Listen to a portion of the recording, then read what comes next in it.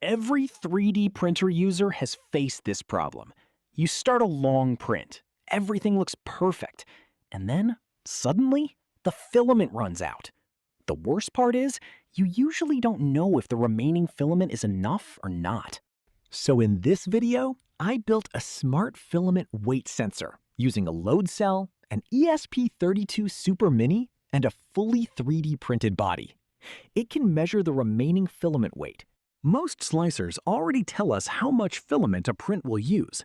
For example, this print may need 80 grams, 150 grams, or maybe 300 grams of filament. But the printer does not know how much filament is actually left on the spool. So, the idea is simple. If we can measure the current spool weight, then we can calculate whether the remaining filament is enough for the next print, or not. That is exactly what this project is designed for. For this project, I used only a few components. An ESP32 Super Mini as the main controller, a load cell to measure the filament weight, an HX711 amplifier module, because the load cell signal is very small and the ESP32 cannot read it directly.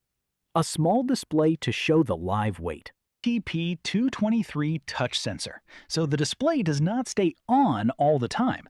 With just one touch, the screen turns on for a short time, shows the filament weight, and then turns off again. And of course, the custom 3D printed body that holds everything in place. The most important part here is the mechanical design, because if the load cell is not mounted properly, the readings will never be accurate. During assembly, I made sure the moving part has enough clearance and does not touch the frame. A load cell works by slightly bending when weight is applied. This bending is very small, but inside the load cell, there are strain gauges that change resistance. That is why we use the HX711 module. The HX711 reads the load cell signal, amplifies it, and sends digital data to the ESP32. So the flow is simple. Load cell measures force. HX711 converts it into readable data. ESP32 calculates the weight, and the display shows the result. The wiring is very simple. The load cell connects to the HX711 module. Usually, the load cell wires go to E positive, E negative, A positive, and A negative on the HX711. Then, the HX711 connects to the ESP32 Super Mini using only 2 data pins. One pin is for DT, and the other pin is for SCK. The module also needs power and ground. The display is connected separately, usually through I2C, so it only needs SDA, SCL, power, and ground. So even though the project looks mechanical, the electronics are actually very simple. Now, the hardware is ready. Next, we need to create the firmware for the ESP32 Super Mini. First, I created a new folder for the project. Then I opened Command Prompt inside that folder, typed code. And opened it directly in VS Code. After that, I created a new PlatformIO project for the ESP32. And if you are new to this channel, I have already made a complete tutorial on how to code inside VS Code using PlatformIO and Agentic coding. The link is available in the description, so make sure to watch that tutorial first. For this project, I built the code step by step. First, I asked the coding agent to create the basic PlatformIO project structure. Then, I added the load cell and HX711 code so the ESP32 could read raw weight values. After that, I added the display code so the live filament weight could be shown on screen. Then, I added the TTP223 touch sensor. The idea was simple. The display should not stay on all the time. When I touch the sensor, the display turns on for 1 minute, shows the current weight, and then turns off again. Now, after the basic weight scale was working, I wanted to make it more useful, so I added a small web server inside the ESP32. Now, the scale weight can be displayed directly in a browser without connecting any extra screen.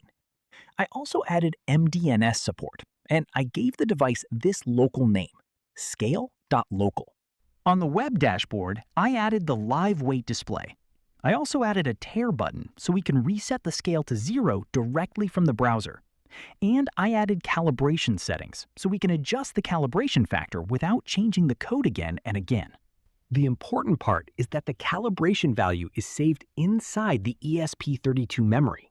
So even if the ESP32 restarts or power is disconnected, it will use the saved calibration value again.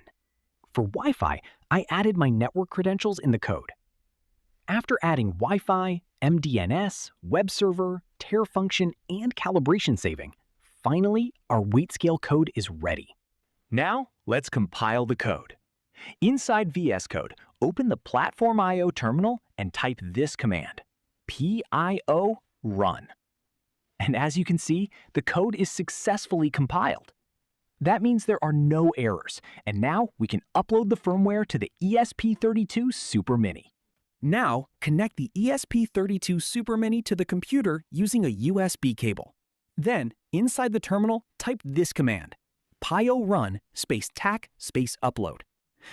After upload, the ESP32 will connect to Wi-Fi, start the web server, and we can open the Scale dashboard in the browser using scale.local. Now, the project is not just a simple scale anymore. It is a smart Wi-Fi filament weight sensor. Now open the web browser on same network and then type scale.local or IP address of your scale sensor. Now, here is the part where most people make a mistake. When I first powered it on, the reading was not useful immediately, and that is normal. A load cell does not automatically know what 1 gram means. First, we need to calibrate it. Without calibration, the sensor may show random values, negative values, or completely wrong weight. So before using it for filament measurement, calibration is the most important step. Calibration has 2 steps. First, we remove all weight and set the scale to 0. This is called Tare. Then, we place a known weight on the holder. For example, 258 grams, or any object with a known weight. After that, we will enter 0.258 in calibrate from known weight and press calibrate. Once the calibration factor is correct, the ESP32 can measure the weight much more accurately. And after this step, the project finally starts behaving like a real digital scale. Now, let's test it with an actual filament spool. When we place the spool on the holder, the display shows the total weight. But this includes both the plastic spool and the filament. So to calculate the remaining filament, we need to subtract the empty spool weight. And because this project uses an ESP32, this does not have to stay as a simple scale. We can upgrade it later. We can send alerts to a phone. We can even connect it with Home Assistant or a local 3D printer dashboard. So this small project can become a smart filament monitoring system. That is why I used ESP32 instead of a normal scale circuit. All the 3D model files, wiring diagram, and complete source code are available through the link in the description, so you can build this project, modify it, and improve it according to your own setup. Also, let me know in the comments what feature I should add next. Thank you so much for watching.